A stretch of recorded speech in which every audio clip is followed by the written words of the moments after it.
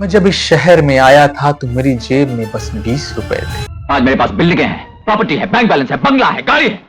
मैंने जब बिजनेस व्यवसाय किया तो एक समय तो ऐसी हालत थी कि मुझे अपने घर को गिरवी रखना पड़ा। दोस्तों, हम अपने आसपास ऐसी ही इमोशनल स्टोरीज सुनते रहते हैं और ऑनलाइन भी ऐसी ही स्टोरीज का भंडार है और इसमें कोई बुराई नहीं है क्योंकि ये आधा सच है। जब भी हम कुछ नया या कुछ व्यवसाय शुरू करते हैं तो अनुभव की कमी के कारण ये बिल्कुल ऐसा हो सकता है कि मार्केट में क्रेडिट ना होने की वजह से आपको अपनी कुछ चीजें दांव पर लगानी पड़ सकती हैं और रिटर्न्स ना आने पर आपको भयंकर लॉस भी हो सकता है। लेकिन ये तो हो गई अनुभव की कमी होने की वजह से। लेकिन बिजनेस में अगर हमें ग्रोथ चाहिए तो एक फेज को पार करने के बाद दूसरे फेज में जब भी हम आते हैं तो उस फेज में एक नई जंप लेने के लिए हमें कुछ रिस्क लेने की आवश्यकता होती है। लेकिन अगर ये इमोशनल स्टोरीज आपको बार बार दूसरों को सुनाना पड़ रहा है या खुद को भी सुनाना पड़ रहा है तो ये समझदारी नहीं, पूर्णतया मूर्खता कही जाए। क्योंकि दोस्तों, अगर आपका कोई बैकअप आपने तैयार नहीं किया है जो आपकी पर्सनल लाइफ को डिस्टर्ब किए बिना आपकी चीजों को ग्रो कर सके या आपके बिजनेस को ग्रो कर सके, तो कहीं ना कहीं सिस्टम में कमी। यानी कि जब आप मार्केट का पैसा मार्केट से उठाकर मार्केट के लोगों में प्रॉफिट डिस्ट्रीब्यूट करते हैं और खुद भी प्रॉफिट कमाते हैं, तब वो असल मायने में बिजनेस कहा जाता है। ना कि हर बार आप अपने घर को डिस्टर्ब करते हुए, अपनी पर्सनल फाइनेंसेस को डिस्टर्ब करते हुए ये चीज करते हैं। अगर आपके पास कोई ऐसा सपोर्ट या बैकअप है, आपके मल्टीपल इनकम सोर्सेज हैं, तब तो ये बात ठीक है। आपके पास कई सारे एसेट्स हैं जो लॉस होने पर आप बेचकर उसकी भरपाई कर सकते हैं, तब तो ठीक है। आपके पास कुछ ऐसे लोग हैं, भले ही वो आपका पार्टनर हो या परिवार में कोई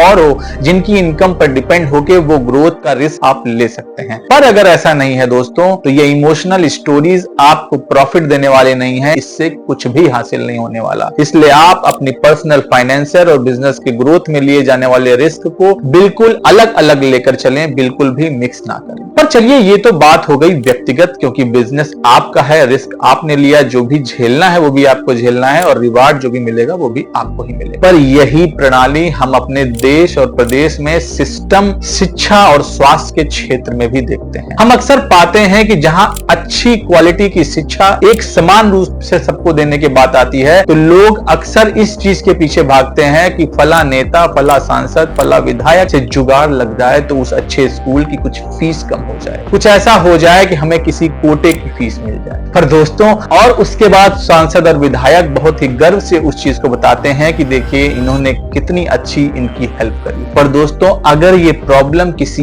एक या दो व्यक्ति की होती तो माना जा सकता है कि सांसद या विधायक जी ने या इस सिस्टम ने बहुत अच्छा काम किया। लेकिन ये प्रॉब्लम लाखों और करोड़ों लोगों की। तो जब तक आप कोई सिस्टम डेवलप नहीं करते जहां पर आपको किसी जुगाड़ की जरूरत ना पड़े एक अच्छी क्वालिटी की शिक्षा लेने के लिए, तब तक वो व्यवस्था बेकार है। और यही हाल कुछ स्वास्थ्य के क्षेत्र में भी है। हम अक्सर देखते हैं कि वीडियोस में सांसद या विधायक जी किसी की पीठ थपथपाते हुए कहते हैं कि जाइए, हमने कह दिया है फला से और यहाँ आपका काम हो जाएगा, यहाँ से फंड मिल जाएगा, वहां से जुगाड़ हो जाएगा। और पर फिर से मेरा कहना दोस्तों ये है कि अगर वो बीमारी या वो स्वास्थ्य की समस्या सिर्फ एक और दो लोगों की समस्या हो तो ये बहुत ही दिल को छू देने वाली स्टोरी थी नेता और विधायक जी के तरफ से। लेकिन अगर ये लाखों करोड़ों लोगों की समस्या है तो किस किस का जुगाड़ लगाएंगे आप, किस किस पैरवी करेंगे और कौन कौन आप तक पहुंचेगा पैरवी करवाने के लिए। तो शिक्षा और स्वास्थ्य के क्षेत्र में ये पैरवी और जुगाड़ का सिस्टम खत्म होना चाहिए और एक ऐसा सिस्टम डेवलप होना चाहिए जिससे हर एक आम या खास नागरिक को शिक्षा और स्वास्थ्य के क्षेत्र में समान रूप से क्वालिटी मिल सके। तो दोस्तों, आपकी राय क्या है इस टॉपिक के बारे में मुझे कमेंट में जरूर साझा कीजिएगा। वीडियो अगर पसंद आए तो शेयर भी जरूर कीजिएगा। मिलते हैं किसी और वीडियो में किसी नए टॉपिक के साथ, तब तक के लिए बहुत बहुत धन्यवाद।